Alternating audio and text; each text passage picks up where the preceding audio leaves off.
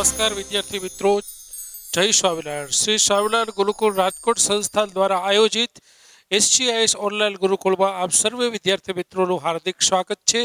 વિદ્યાર્થી મિત્રો, આપણે ગયા લેક્ચર્સથી એક સરસ મજાના ક્ષેત્રમાંથી આવતું એક સરસ મજાનું પ્રકરણ આનુવંશિકતાનો આણ્વીય આધાર આ પ્રકરણ નંબર 6 શરૂ કરી ચૂક્યા છીએ। આપ સર્વે જાણો છો કે આ પ્રકરણ જીવ વિજ્ઞાનના વિવિધ શાખાઓમાંથી સૌથી મહત્વની શાખા એટલે કે જીનેટિક્સમાંથી આવે છે। માટે આ પ્રકરણની મહત્વતા માત્ર સ્પર્ધાત્મક પરીક્ષાઓ કે બોર્ડ પૂરતી જ મર્યાદિત ન રહેતા આગળના ભવિષ્યના અભ્યાસક્રમો માટે પણ એક પાયાના પ્રકરણ તરીકે ખૂબ જ છે। તો આ પ્રકરણને આપ સર્વે વિદ્યાર્થી મિત્રો ખૂબ જ રસપ્રદ રીતે સમજીને તૈયાર કરશો તેવી દરેકને નમ્ર નિવેદન છે। ગયા લેક્ચર્સમાં વિદ્યાર્થી મિત્રો આપણે DNA વિશે ભણવાનું શરૂ કરી ચૂક્યા છીએ। આપ સર્વે જાણો છો કે DNA નો બંધારણીય એકમ એટલે કે બિલ્ડિંગ બ્લોક ન્યુક્લિયોટાઇડ્સ હોય છે। આ ન્યુક્લિયોટાઇડ્સ 3 ઘટકોના બનેલા હોય છે।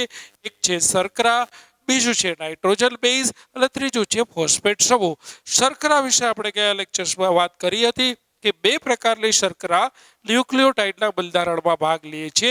આ બંને પેન્ટોઝ શર્કરા છે, પરંતુ એક શર્કરામાં 2 નંબરના કાર્બન પરથી ઓક્સિજન દૂર થયેલો હોય માટે તેને ડીઓક્સીરિબોઝ શર્કરા કહેવાય, જ્યારે મૂળભૂત શર્કરા રિબોઝ શર્કરા કહેવાય। ત્યારબાદ વાત આવે છે નાઇટ્રોજન બેઝની। નાઇટ્રોજન બેઝ મુખ્ય 2 પ્રકારના, એક પિરિમિડિન, બીજું પ્યુરિલ। મેં તમને એક ટ્રીક પણ શીખડાવેલી કે જેનું નામ નાનું તેનું બંધારણ મોટું, એટલે કે પ્યુરિલ નામ નાનું છે તો એ 2 હિટ્રોસાયક્લિક રિંગ ધરાવતું બંધારણ ધરાવે છે। પિરિમિડિન નામ મોટું છે તો એની અંદર એક જ હિટ્રોસાયક્લિક રિંગ સ્ટ્રક્ચર આવેલું હોય। આપ સર્વે જાણો છો કે પ્યુરિલ હોય કે પિરિમિડિન હોય, આ બંનેની અંદર સૌથી મહત્વની બાબત છે પ્યુરિલમાં એડિનિલ અને ગ્વાનિલ અને પિરિમિડિનમાં થાઇમિન, સાઇટોસિન અને યુરેસિલ। પરંતુ DNA માં થાઇમિન હોય, જ્યારે એ જ થાઇમિનની જગ્યા પર યુરેસિલ આવેલો હોય જ્યારે RNAની વાત કરતા હોય ત્યારે। આપ સર્વે એ પણ જાણો છો કે ગયા લેક્ચર્સના આધારે જ્યારે રિબોઝ શર્કરા અને નાઇટ્રોજન બેઝ પરસ્પર ગ્લાયકોસિડિક બંધથી જોડાય અને જે આખું સંકુલ રચાય તેને નામ આપેલું છે ન્યુક્લિયોસાઇડ। હવે આ ન્યુક્લિયોસાઇડમાં જ્યારે ફોસ્ફેટ સમૂહ ઉમેરાય અને જે ઘટક બને છે એને આપણે નામ આપેલું છે ન્યુક્લિયોટાઇડ। તો આ રીતે આપણે નાઇટ્રોજન બેઝ, ન્યુક્લિયોસાઇડ અને છેલ્લે ન્યુક્લિયોટાઇડ આ રીતના 3 કોલમ બનાવી અને દરેક નાઇટ્રોજન બેઝના 3 સ્વરૂપ વિશે ગયા લેક્ચર્સમાં ઊંડાણપૂર્વક માહિતી મેળવી ચૂક્યા છીએ। આજે આપણે સૌથી મહત્વનો ટોપિક જે ભણવા તરફ આગળ વધી રહ્યા છીએ એ છે DNA નું બંધારણ। હવે અત્યાર સુધીની વાતચીત પરથી બધા જ વૈજ્ઞાનિકોને ખ્યાલ આવ્યો કે આનુવંશિક દ્રવ્ય તરીકે મોટા ભાગના સજીવોમાં જે ઘટક છે તેનું નામ છે DNA। માટે આ DNA વિશે ઊંડાણપૂર્વકની સમજ મેળવવા માટેની ઉત્સુકતામાં ખૂબ જ વધારો થતો ગયો। દિવસે ને દિવસે DNA વિશે જાણવા માટે વિવિધ પ્રયોગોનું આયોજન થતું ગયું અને DNAના બંધારણ વિશે જાણવાનું શરૂ થયું। ત્યારે આ યાત્રાની શરૂઆત 1869માં એક વૈજ્ઞાનિક છે જેનું નામ છે ફ્રેડરિક મિશર। ફ્રેડરિક મિશર નામના વૈજ્ઞાનિકથી આ યાત્રાની શરૂઆત થઈ। આ ફ્રેડરિક મિશર નામના વૈજ્ઞાનિકે જોયું કે કોષ કેન્દ્રમાં એસિડિક દ્રવ્ય આવેલું હોય છે જે દ્રવ્ય DNA તરીકે વર્તે છે, પરંતુ એ સમયે તેને એ એસિડિક દ્રવ્યને એક નામ આપેલું છે, નામ હતું ન્યુક્લિયેલ।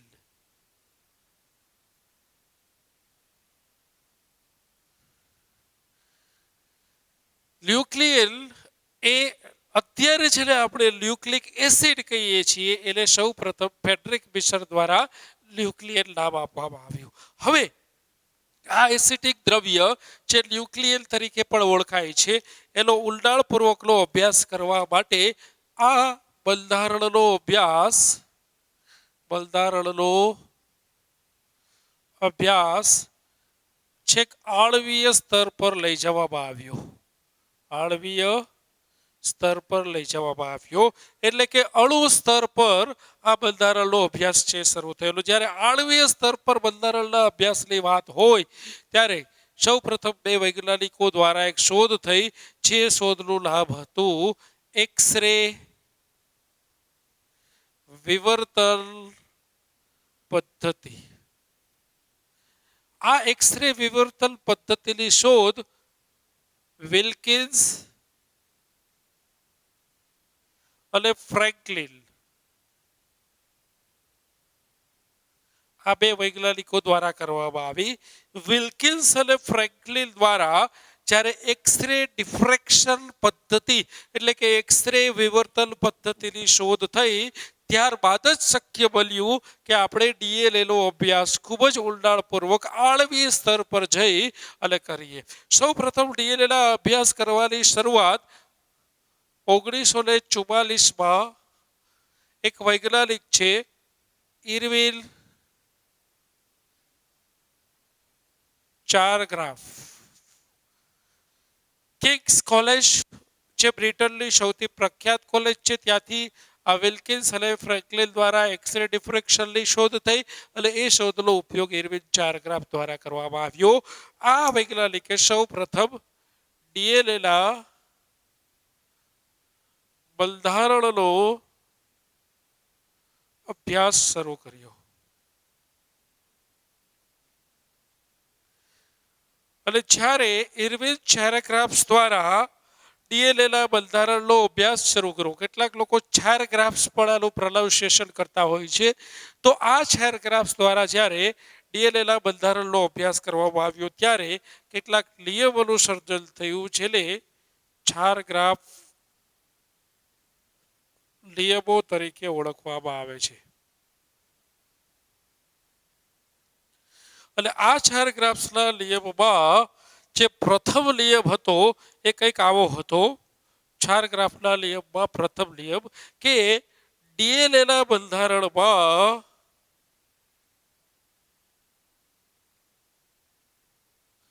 પ્યુરિન અને પિરિમિડિનની સંખ્યા સમાન હોય છે. હવે આપ સર્વે જાણો છો કે જ્યારે ડીએનએની વાત ચાલતી હોય ત્યારે પ્યુરિન તરીકે શું હોય છે?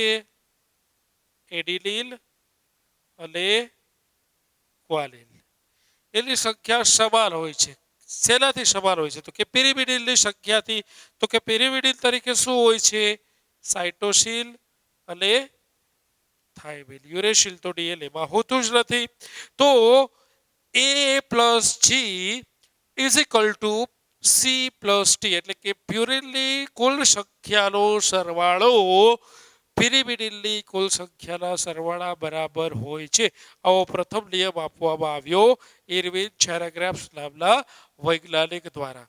ત્યારબાદ ઇરવિન ચારગ્રાફ્સ દ્વારા બીજો નિયમ એ આપવામાં આવ્યો કે ડીએનએના બંધારણમાં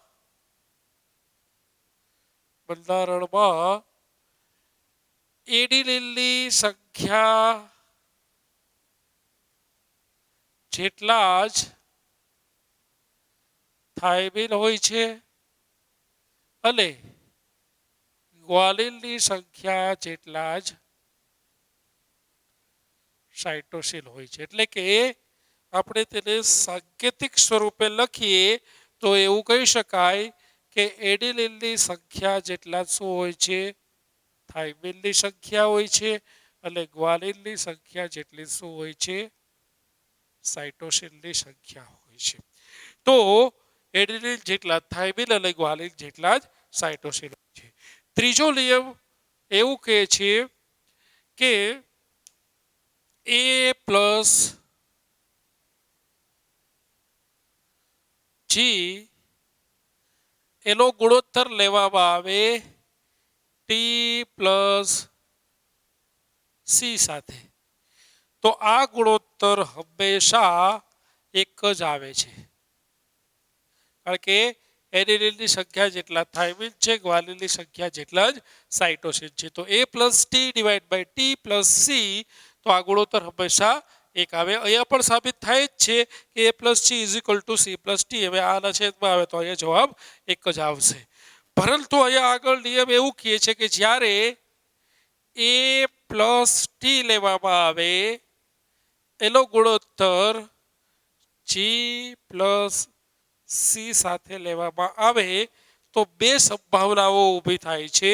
પહેલી સંભાવના કાં તો બરાબર એક હોય છે અને બીજી સંભાવના બરાબર એક નથી હોતો. એટલે કે બાય ચાન્સ ક્યારેક સરખું થઈ જાય તો ગુણોત્તર એક થઈ જાય છે, પરંતુ આના જેવું નથી કે એવરી ટાઈમ દરેક વખતે એ ગુણોત્તર એક જ થાય.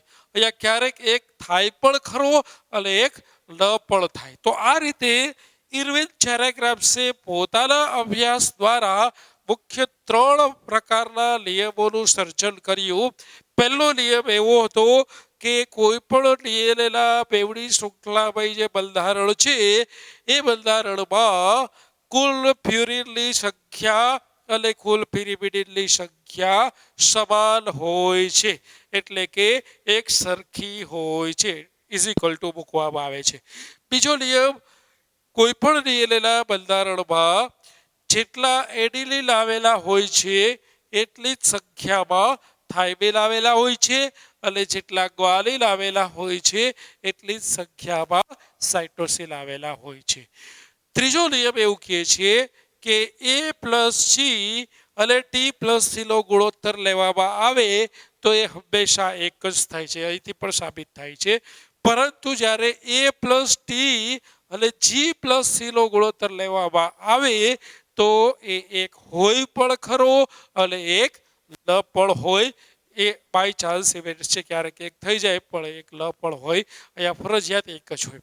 તો આ ત્રણ નિયમો ઝેરેગ્રામ્સ દ્વારા આપવામાં આવ્યા. હવે આ ત્રણ નિયમોનો જ અભ્યાસ કરી અને ડીએનએના બંધારણનું દર્શાવતું સૌથી સ્વીકૃત, સૌથી પ્રચલિત મોડલ 1953માં વોટસન અને ક્રિક દ્વારા રજૂ કરવામાં આવ્યું, જેનું નામ છે ડીએનએ ડબલ હેલિક્સ મોડલ, એટલે કે ડીએનએની બેવડી કુંતલમય રચના.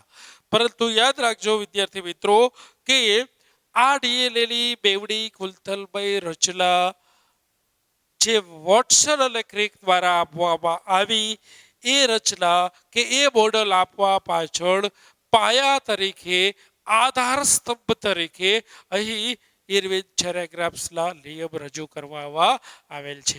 ઇરવિન ઝેરેગ્રામ્સના અભ્યાસને આધાર તરીકે લઈ, પાયાના અભ્યાસ તરીકે લઈ અને ત્યારબાદ 1953માં વોટસન અને ક્રિક દ્વારા ડીએનએ ડબલ હેલિક્સ મોડલ રજૂ કરવામાં આવ્યું. તો આ પ્રકરણનો સૌથી મહત્વનો પ્રશ્ન કે જે અવારનવાર પૂછાયેલો છે તે આપણે ભણવા તરફ આગળ વધી રહ્યા છીએ. એ પ્રશ્ન છે ડીએનએ ડબલ હેલિક્સ મોડલ, એટલે કે ડીએનએની બેવડી કુંતલમય રચના.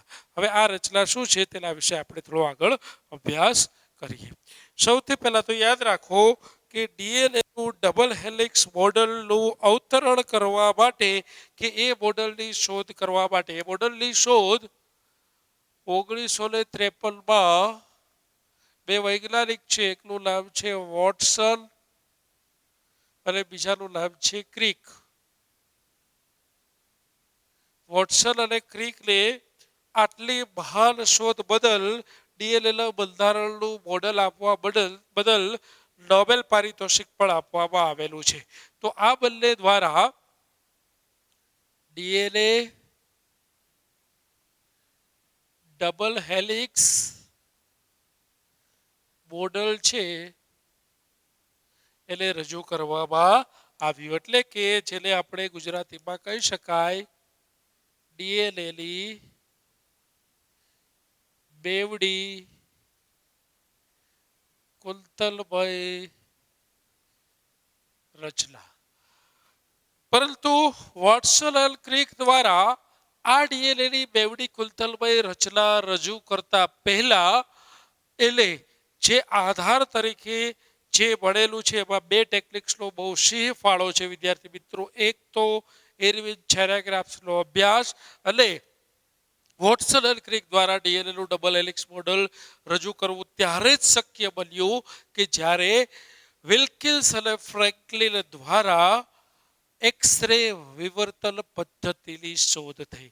યાદ રાખજો, ડીએનએની બેવડી કુલતલમય રચનાનો અભ્યાસ કઈ પદ્ધતિના આધારે કરવામાં આવ્યો એવું પૂછે તો એ પદ્ધતિનું નામ છે એક્સ-રે ડિફ્રેક્શન, જેને વિવર્તન પણ કહી શકાય ગુજરાતીમાં પદ્ધતિ. આ પદ્ધતિ દ્વારા જ વોટસન એન્ડ ક્રિકે ડીએનએનું ડબલ હેલિક્સ મોડલ છે તેની શોધ કરી. હવે આ ડબલ હેલિક્સ મોડલ શું છે એ સમજાવવા માટે અહીં હું એક હેલિક્સ સ્વરૂપ દોરી રહ્યો છું.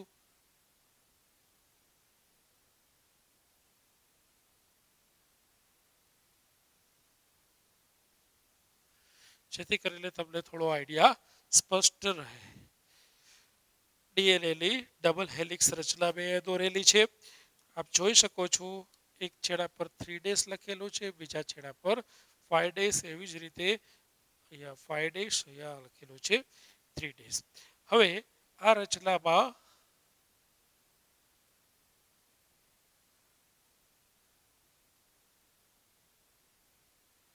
આ રીતે ન્યુક્લિયોટાઇડ ની જોડ આવેલી જોવા મળે છે.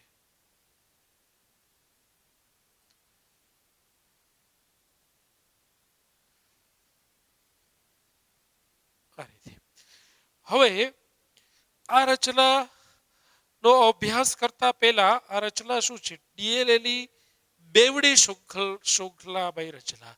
એટલે કે સૌથી પહેલા તો અહીં બેવડી કુલતલમય રચનાનો અર્થ એવો થાય કે ડીએનએ અહીં બે શૃંખલાથી એકબીજાથી વીંટળાયેલું જોવા મળે છે, માટે આપણે એને શું કહેશું? બેવડી કુલતલમય રચના. આ રચનાનો અભ્યાસ માટે આપણે એ જોઈ શકીએ કે અહીં આપણે કેટલીક લાક્ષણિકતાઓ તારવવી જરૂરી બને છે. એ લાક્ષણિકતાઓ શું છે? સૌથી પહેલા તો અહીં જે દર્શાવવામાં આવેલ છે અને નાની ખાંચ તરીકે આપણે ઓળખશું, જેને માઇનર ગ્રુવ પણ કહી શકાય. માઇનર ગ્રુવ્સ, ગ્રુવ એટલે કે ખાંચો અથવા તો ખાંચ, બરાબર છે. બીજી વસ્તુ કે અહીં બીજો છે મોટો ખાંચ જોઈ શકાય છે. જો તો આ જે છે એ છે મોટી ખાંચ છે,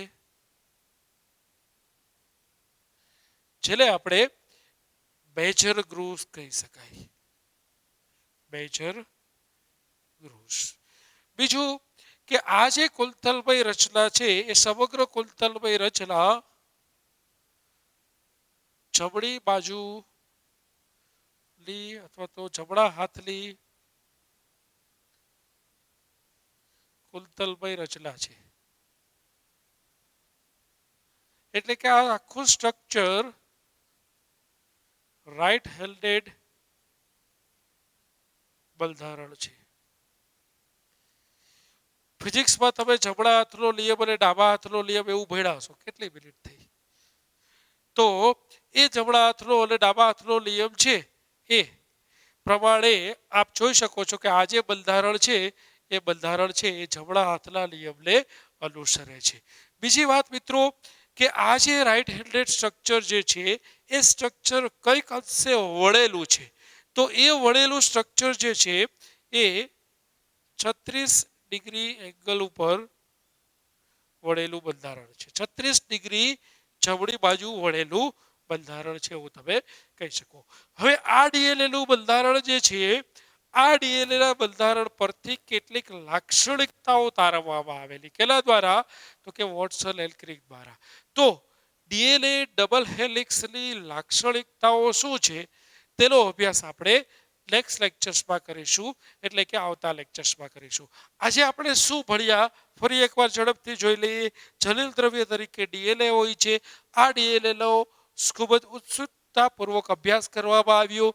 ત્યારે આ અભ્યાસમાં આપ જોઈ શકો છો કે આ અભ્યાસમાં સૌથી પહેલા ન્યુક્લિયર તરીકે તેની ઓળખ થઈ અને ત્યારબાદ ફેડરિક મિશરની શોધ બાદ ચેરેગ્રાફ્સ અને એક્સરે વિવર્તન પદ્ધતિ ફ્રેન્કલિન અને વિલ્કિન્સ દ્વારા શોધાયા બાદ અહીં ડીએનએનું ડબલ હેલિક્સ મોડલ રજૂ કરવામાં આવેલું, જે મોડલની શોધ વોટસન અને ક્રિક દ્વારા કરવામાં આવી. હવે આ મોડલની શોધ પરથી આ મોડલને વર્ણન માટે કેટલીક લાક્ષણિકતાઓ દર્શાવવામાં આવેલી. તો આ લાક્ષણિકતાઓ શું છે તેનો અભ્યાસ આપણે અહીંથી જ આપણે અટકાવીએ છીએ આ લેક્ચર્સને, અને નેક્સ્ટ લેક્ચરમાં કરીશું. નેક્સ્ટ લેક્ચર્સમાં વિદ્યાર્થી મિત્રો આ સ્ટ્રક્ચર તમારી સામે દોરેલું સીધું જ રજૂ કરીશ અને સીધી આ સ્ટ્રક્ચર્સનું વર્ણન, એટલે કે આ સ્ટ્રક્ચરના આધારે વોટસન અને ક્રિકે જે લાક્ષણિકતાઓ આપી છે એ જ લાક્ષણિકતાઓ ભણવાની આપણે સીધું શરૂ કરીશું. તો ફરીથી મળીશું નેક્સ્ટ લેક્ચર્સમાં આ ડીએનએ ડબલ હેલિક્સ સ્ટ્રક્ચર્સની લાક્ષણિકતાઓની ચર્ચા સાથે. જય સ્વામિનારાયણ.